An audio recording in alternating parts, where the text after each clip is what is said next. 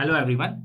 In this lecture, we are going to discuss about the doubly reinforced beam problem number first. ठीक, यहाँ पे हम पहले numerical की बात करने वाले हैं. अभी तक मैंने आपको डबली रेनफोर्स बीम क्या होता है, इससे पहले के लेक्चर में सेकंड लास्ट लेक्चर जो था क्या होता है बहुत अच्छे से समझा दिया. उसके बाद स्ट्रेसेस का स्ट्रेन का डिस्ट्रीब्यूशन कैसे होता है वो हमने देख लिया. एक्स कैसे निकालते हैं उसका फॉर्मूला, मूवमेंट ऑफ रेजिस्टेंस कैसे निकालते हैं, EST1 क्या होता है, EST2 क्या होता है, ESC क्या होता है और कैसे निकालते हैं, इसको लास्ट लेक्चर में हमने बहुत अच्छे से समझ लिया. अब हमें ये देखना है कि हमें अगर इससे रिलेटेड प्रॉब्लम सॉल्व करनी है. प्रैक्टिकल प्रॉब्लम क्या है? प्रॉब्लम ये है कि अगर मान लीजिए कहीं पे डबली रेनफोर्स बीम बना है, मैंने आपको एक ड्राइंग दे दी, साइट पे आप खड़े हैं. साइट पे क्या होता है, जो साइट इंजीनियर होता है वो किसके बेसिस पे काम कराता है, ड्राइंग के बेसिस पे. मान लीजिए वहां पे मैंने एक ड्राइंग आपको दे दी और उस ड्राइंग में मैंने आपको एक कंडीशन दी है कि वहां पे एक डबली रेनफोर्स बीम बना हुआ है. मैंने आपसे ये पूछा कि मेरे को ये पहले क्लियर करके बता दो ये कितने मूवमेंट ऑफ रेजिस्टेंस को रजिस्ट कर सकता है, या इसकी जो डेप्थ ऑफ न्यूट्रल एक्सेस है वो कहां से पास हो रही है. कहीं ये ओवर रेनफोर्स सेक्शन तो नहीं, मतलब मैं आपसे टाइप ऑफ सेक्शन पूछ लूं, या मैं डेप्थ ऑफ न्यूट्रल एक्सेस पूछ लूं, या मूवमेंट ऑफ रेजिस्टेंस पूछ लूं, तो उसको किस तरीके से कैलकुलेट किया जाता है उसकी बात हमें यहाँ पे करनी. तो इस प्रॉब्लम में मैं आपको क्या बताने वाला हूं, मेरे पास जो प्रॉब्लम है वो क्या है, find the ultimate movement of resistance. मुझे यहाँ पे एक बीम दिया गया है, उसका अल्टीमेट मूवमेंट ऑफ रेजिस्टेंस निकालना, जिसमें बीम सेक्शन 230/460 mm का है. Effective reinforcement with 216 mm dia bars as a compression reinforcement and effective cover 40 mm and 4 bars of 20 mm dia है as a tension reinforcement. a material use M20 grade of concrete and Fe 250 grade of steel के लिए हमें दिया गया है. तो सबसे पहले जैसे मैंने आपको सिंगली में सिखाया था कि स्टेप नंबर फर्स्ट हमारी ऑलवेज होगी, स्टेप नंबर फर्स्ट ऑलवेज होगी गिवन डेटा.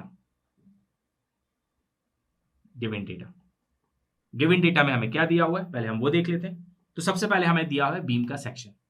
बीम का सेक्शन दिया है तो साइज ऑफ बीम लिख लेंगे पहले. साइज ऑफ बीम दिया हुआ है, साइज ऑफ बीम में कितना दिया है 230 इंटू 460, 230/460 mm. इसका मतलब इसमें विड्थ जो होगी बीम की बी वो कितनी होगी, तो कभी भी याद रखिएगा इन दोनों वैल्यू में से जो छोटी वैल्यू होती है वो हमेशा विड्थ होती है. कभी भी किसी बीम की विड्थ हमेशा कम होगी और डेप्थ ज्यादा होगी. अब आपके घर में बैठे हैं, आप अपना घर का बीम को देखिए, आप उसमें नीचे देखिए, उसकी विड्थ दिख रही होगी वो कम होगी और उसकी डेप्थ देखिए वो ज्यादा होगी. उसका रीजन है क्योंकि जो डेप्थ होती है वही बेसिकली डिफ्लेक्शन को रजिस्ट करती है, वही हमें रेजिस्टेंस प्रोवाइड करती है. विड्थ जो है वो विड्थ हम इतनी देते हैं कि नॉर्मली जो हम टेंशन रेनफोर्समेंट दे रहे हैं वो प्रॉपर तरीके से वहां पे प्लेस्ड हो जाए. क्लियर है? तो हमें जो स्ट्रेंथ मिलती है वो डेप्थ से मिलती है. तो कभी भी याद रखिएगा डेप्थ हमेशा ज्यादा होती है. तो बी क्या होगा इसमें 230 कम वाली वैल्यू, और डी कितना हो जाएगा, और क्या बोला है इसने 230/460 इफेक्टिव रेनफोर्समेंट. इफेक्टिव बोला है, इफेक्टिव मतलब कि स्मॉल डी की वैल्यू दी हुई है हमें 460. इफेक्टिव जब भी बोले तो समझ जाइए स्मॉल डी है, अगर वो ओवरऑल बोले तो ओवरऑल मतलब कि ये कैपिटल डी की वैल्यू दी हुई है, ये भी याद रखिए. इसके बाद दिया है 2 bars of 16 mm dia as a compression reinforcement. तो हमें कंप्रेशन रेनफोर्समेंट दिया है. इसके बाद कंप्रेशन रेनफोर्समेंट, रेनफोर्समेंट को RF लिख देता हूं मैं यहाँ पे. रेनफोर्समेंट मींस ASC दिया है. ASC 2 bars of कितनी mm की दी है, 16 mm डाया की दी है, 16 mm डाया. तो ASC में डायरेक्ट पहले यहाँ से निकाल के ही लिख देता हूं. तो ASC हो जाएगा 2 इंटू एक बार का एरिया कितना होता है π/4 इंटू डाया का स्क्वायर, मतलब 16 का स्क्वायर कर देंगे तो यहाँ से आपका ASC निकल आएगा. तो ASC आता है 402.1 mm स्क्वायर. यहाँ पे ASC आ रहा है. ठीक है, तो ASC निकाल के लिख दीजिएगा. और ये कैसे निकाला, 2 बार है, 2 रॉड है, मतलब 2 रॉड है तो 2 लिख दिया. और एक रॉड का एरिया कितना होगा, तो क्रॉस से देखते हैं क्योंकि हम सेक्शन ड्रॉ करते हैं. तो क्रॉस से देखते हैं क्या दिखता है, सर्कल. सर्कल का एरिया क्या होता है π/4 d स्क्वायर, इसलिए मैं लिखा π/4 d स्क्वायर. डी मतलब डायमीटर ऑफ आर्क स्क्वायर. तो यहाँ से आपके पास 402.1 mm स्क्वायर ASC आ गया. अब इसी तरीके से अगर मैं क्वेश्चन को आगे देखता हूं तो इसमें इफेक्टिव कवर भी दिया है. इफेक्टिव कवर दिया हुआ है मींस डी डैश, और डी डैश कितना है, तो डी डैश यहाँ पे दिया है 40 mm का. तो ये 40 mm लिख लीजिएगा. उसके बाद दिया है 4 bars of 20 mm dia as a tension reinforcement. तो हमें टेंशन रेनफोर्समेंट दिया है, रेनफोर्समेंट दिया है मतलब AST की वैल्यू दी है कितनी, 4 bars. कितने mm की डाया दी है, तो दी हुई है हमें 20 mm डाया. 20 mm डाया मतलब 5 रिप्रेजेंट करता हूं. तो यहाँ से हम AST भी निकाल के लिख सकते हैं. तो AST कितनी है 4 इंटू एक बार का एरिया π/4 d स्क्वायर 20 का स्क्वायर, तो यहाँ से AST आ जाएगा। तो यहाँ पे जो AST आ रहा है वो आ रहा है 1256.6 mm स्क्वायर, इतना ये AST आ रहा है। इसके अलावा अगर मैं बात करूं तो और मुझे क्या दिया है, तो इसके अलावा मुझे दिया हुआ है यूज मटेरियल दिया हुआ है M20 grade of concrete, M20 grade of concrete, जिसके लिए उसकी कैरेक्टरिस्टिक स्ट्रेंथ FCK हो जाएगी 20 न्यूटन पर mm स्क्वायर, और Fe 250 grade of steel, 250 grade of steel, तो उसकी यील्ड स्ट्रेस Fy हो जाएगा 250 न्यूटन पर mm स्क्वायर।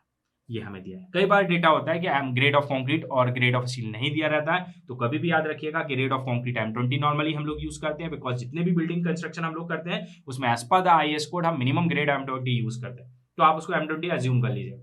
और जो ग्रेड स्टील नहीं दिया है तो ग्रेड ऑफ स्टील नॉर्मली हम जो यूज करते हैं वो 415 करते हैं। 250 आजकल मार्केट में अवेलेबल नहीं है, ऑलमोस्ट बंद हो चुका है। अब मिनिमम जो हम यूज करते हैं 415 करते हैं।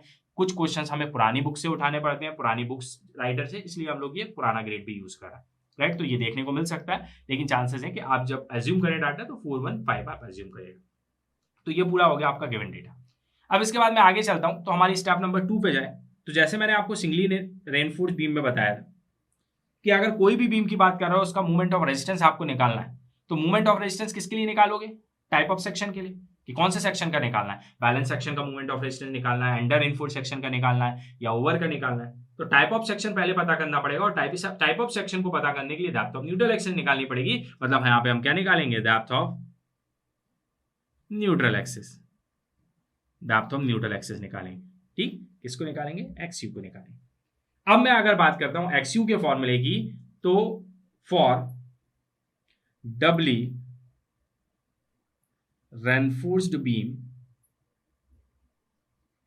जो XU होता है डबली रेनफोर्स्ड बीम के लिए, वो कितना होता है? तो उसका फॉर्मूला भी मैंने पीछे वाले लेक्चर में बताया था। क्या बताया था? 0.87 Fy AST माइनस कर देते हैं। क्या करते हैं? तो C2 की वजह से वैल्यू मिलती है, C2 मतलब ASC की वजह से क्या मिला था? FSC इंटू ASC मिला था, उसको माइनस करना है, डिवाइड बाय 0, XU के साथ क्या होता है? 0.36 FCK B, ये आपको XU का फॉर्मूला मिल गया। इस फॉर्मूले से आप XU निकाल सकते हो, बहुत सिंपल है। नहीं, अभी सिंपल नहीं है। क्यों? क्योंकि XU कैसे निकलेगा? आपके पास 0.87 ठीक है, Fy पता है, AST पता है, ASC पता है, FCK पता है, B पता है, बट FSC अभी नहीं पता। तो अब जो प्रॉब्लम है सबसे बड़ी यहाँ पे, जो सिंगली रेनफोर्स बीम में ये प्रॉब्लम नहीं होती थी, वहां पे ये फॉर्मूला लिखते थे, पूरा डेटा होता था, कॉपी करते थे, आंसर निकाल लेते थे। बट यहाँ पे ये जो प्रॉब्लम आएगी वो इस FSC से आएगी, क्योंकि यहाँ पे FSC की वैल्यू हमें दी नहीं हुई है, तो FSC हमें निकालना पड़ेगा। तो FSC को निकालने के लिए हम लोग क्या करेंगे? FSC को निकालने के लिए हम जाएंगे IS कोड की हेल्प लेने। IS कोड 456-2000, पेज नंबर 96 पे पहुंचोगे। 96 पे पहुंचोगे तो वहां पे एक स्ट्रेन से रिलेटेड एक फॉर्मूला दिया है, 0.0035 XU max minus T dash divide by XU max, ऐसा एक फॉर्मूला मिलेगा आपको 96 पेज नंबर। ठीक, अब जब इसमें जाएंगे तो आपको ये एप्सिलॉन SC निकालना है। तो एप्सिलॉन SC निकालने के लिए आपको XU max की जरूरत पड़ेगी। तो XU max मतलब क्या हो जाएगा? For Fe 250 steel as per IS code 456-2000, page number 70 पे चले जाइए। और एस पर IS कोड में क्यों लिखता हूं? कभी भी एस पर IS कोड से अगर आप डिजाइन कर रहे हैं तो समझ में आता है कि आपको नॉलेज है, बिकॉज विदाउट IS कोड जो डिजाइनिंग होती है वो गलत होती है। तो अगर आप IS कोड के अकॉर्डिंग कर रहे हो तो उसके पेज नंबर्स भी लिख दीजिए, तो और अच्छे से मेंशन हो जाएगा कि आपको क्लियरली चीजें पता है, अकॉर्डिंग टू IS कोड आप चल रहे हो, राइट। तो 70 पेज नंबर पे जाएंगे तो 250 स्टील के लिए XU max की वैल्यू दी हुई है, वहां पे XU max की वैल्यू दी, और वो कितनी दी है? 0.53 इंटू डी। ठीक, तो यहां से 0.53 तो 0.53 रहेगा। डी मतलब इफेक्टिव डेप्थ ऑफ बीम कितनी है हमारे पास? 460, तो हम यहां पे ले लेंगे 460। तो यहां से XU max हमें मिलेगा, और जब इसको सॉल्व करेंगे तो ये आ रहा है 243.8 mm। ये आ रहा है आपको एक्स यू मैक्स की वैल्यू। अब जैसे ही एक्स यू मैक्स मिल गया है आप इसमें पुट कर दीजिए, तो एप्सिलॉन एस सी निकाल सकते हैं 0.0035। कंक्रीट की स्ट्रेन होती है ये 243.8 माइनस डी डैश हमारे पास था, इफेक्टिव कवर 40 है तो यहाँ पे लेंगे 40 डिवाइड बाय 243.8। इसको जब सॉल्व कर रहा हूं मैं तो एप्सिलॉन एस सी मेरे पास जो आ रहा है निकल के सॉल्व करने के बाद वो आ रहा है 0.00293 के बराबर आ रहा है। ये कितना आ रहा है? एप्सिलॉन एस सी मेरे पास आ रहा है 0.00293 के बराबर आ रहा है।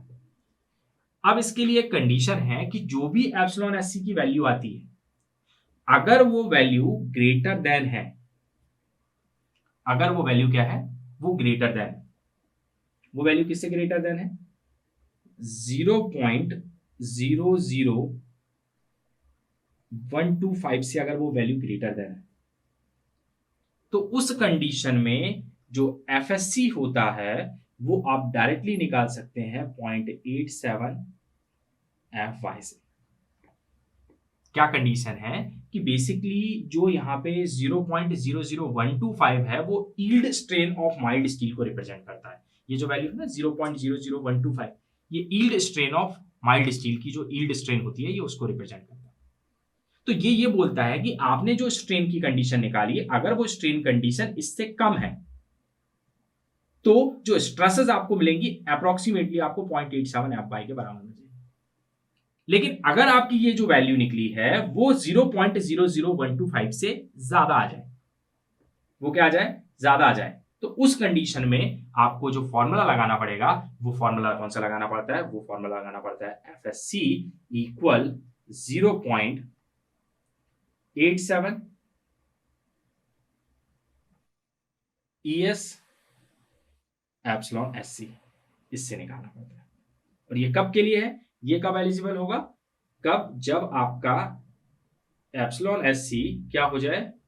लेस देन हो जाए 0.00125 से।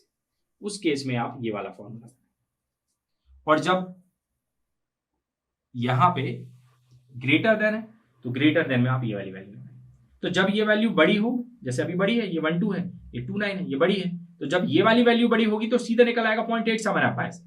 लेकिन अगर ये वैल्यू बड़ी हो गई तो उस कंडीशन में आपको एफएससी निकालना पड़ेगा 0.87 ES एप्सिलॉन ESC से। और ये इसलिए होता है क्योंकि मैक्सिमम स्ट्रेन है, ये जो है yield strain of mild steel है, तो इसके रिस्पेक्ट में आपको वैल्यू निकालनी पड़ती है स्ट्रेस की। तो ये फिर इस कंडीशन में लगी। और यहाँ पे ES जो है वो मॉडुलस ऑफ इलास्टिसिटी को रिप्रेजेंट करता है। पहले भी बता चुका हूँ, 2 × 10⁵ इसकी वैल्यू होती है न्यूटन पर एम स्क्वायर, 2 × 10⁵ न्यूटन पर एम स्क्वायर। तो अभी हमारी जो कंडीशन वैलिड है वो कौन सी वैलिड है? ये वाली वैलिड है, क्योंकि हमारा ये बड़ा है और ये वैल्यू छोटी है, इसका मतलब एफएससी इससे निकलेगा। तो हम यहाँ से एफएससी निकाल लेते हैं। तो एफएससी इक्वल हो जाएगा 0.87, FY की वैल्यू कितनी है हमारे पास? 250 है।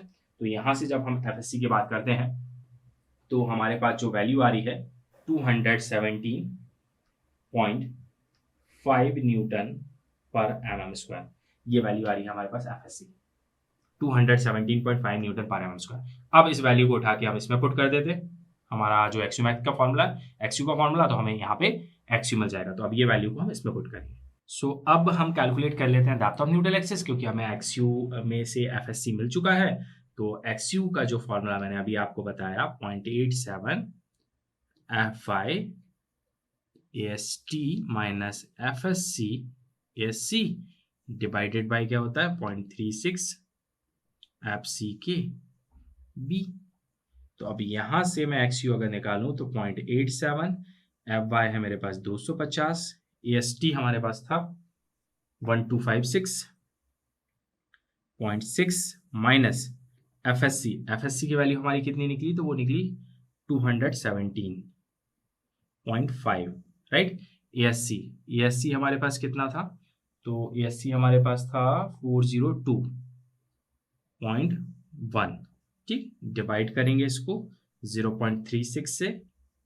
FCK कितना था हमारे पास? 20 था, और B की वैल्यू कितनी थी? विड्थ ऑफ द बीम 230 थी, तो यहाँ लिखेंगे 230 तो यहाँ से हमारा XU कैलकुलेट होके आएगा और वो हमारा XU जो आ रहा है वो आ रहा है 112.2 mm। ये हमारा XU आ रहा है। तो XU अब हमारा निकल गया, हमें ये पता चल गया कि हमारा जो बीम सेक्शन है, अब मैं अगर बीम सेक्शन को ड्रॉ कर देता हूं, हमारा जो डबली रेनफोर्स्ड बीम सेक्शन है, ये बीम सेक्शन को हम यहाँ ड्रॉ कर देते हैं।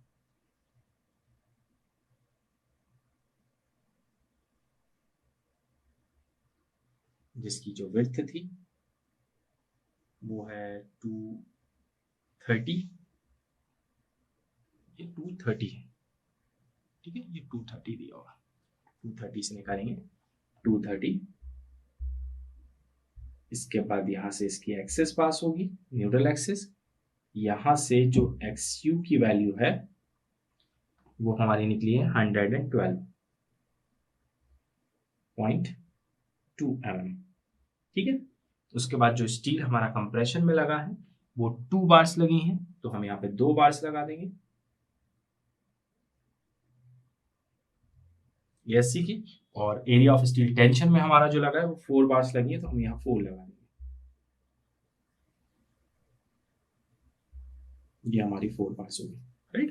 तो ये हो गया, और यहाँ से ये जो होगी ये हमारी इफेक्टिव डेप्थ होगी। इफेक्टिव डेप्थ मतलब D, और हमारे पास D था 460 के बराबर, तो हम यहाँ लिखेंगे 460, ठीक है। ये जो है आपके पास ये AST है जो कि है 4 बार्स 20 mm डायग, यहाँ पे दी हुई है हमें।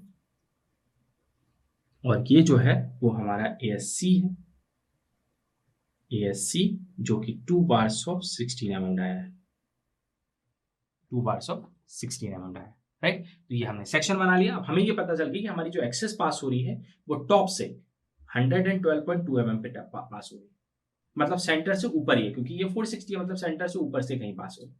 तो डेप्थ ऑफ न्यूट्रल एक्सेस पता चल गया। और XU मैक्स मैंने पहले निकाल लिया था। XU मैक्स मेरा कितना था, XU मैक्स जो मैंने पीछे निकाला था, XU मैक्स मेरा कितना निकला था, तो XU मैक्स मेरा निकला था 243.8 mm निकला, 243.8 mm निकला। दैट मीन कि मेरा जो XU मैक्स है वो ग्रेटर है किससे, XU से, XU से ग्रेटर है XU मैक्स। इसका मतलब सेक्शन कौन सा है, section is under reinforced, section is under reinforced. इसका मतलब हम जो मोमेंट ऑफ रेजिस्टेंस निकालेंगे वो किस टाइप के सेक्शन के लिए निकालेंगे, अंडर रेनफोर्स्ड सेक्शन के लिए। तो now ultimate moment of resistance means MU की बात करेंगे, MU। तो MU का फॉर्मूला मैंने आपको बताया था 0.36 FC के B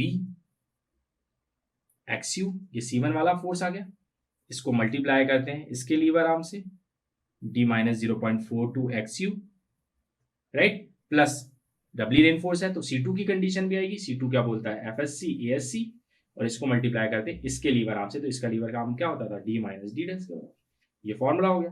अब जब इस फॉर्मूले में आप वैल्यू पुट करना शुरू करेंगे तो 0.36 इंटू FC के 20 इंटू B मतलब 230 है यहाँ पे, XU आप कौन सा वाला लेंगे, क्योंकि अंडर रेनफोर्स सेक्शन के लिए निकाले तो XU आप ये ओरिजिनल वाला लेंगे, ठीक है। अगर हम ओवर के लिए निकालते या हम बैलेंस्ड के लिए निकालते तो उस कंडीशन में हम कौन सा लेते हैं, XU मैक्स की वैल्यू लेते हैं। तो यहाँ पे ये फिर अल्टीमेट मूवमेंट ऑफ रेजिस्टेंस नहीं निकलता, फिर यहाँ पे लिमिटिंग मूवमेंट ऑफ रेजिस्टेंस निकलता समझ में। तो यहाँ पे हम एक्चुअल वाले के लिए निकाल रहे हैं, मतलब 112 लेंगे XU की जगह पे, तो 112.2 आपका ये जो है वो XU आ जाएगा। उसके बाद ब्रैकेट D की जगह पे कितना है 460 माइनस 0.42, XU की जगह पे आ जाएगा 112.2, उसके बाद प्लस FSC हमारा कितना निकला था, तो FSC की वैल्यू जो हमें मिली थी वो मिली थी 217.5, ठीक है। तो FSC मिला था हमें 217.5 हमें FSC मिला था।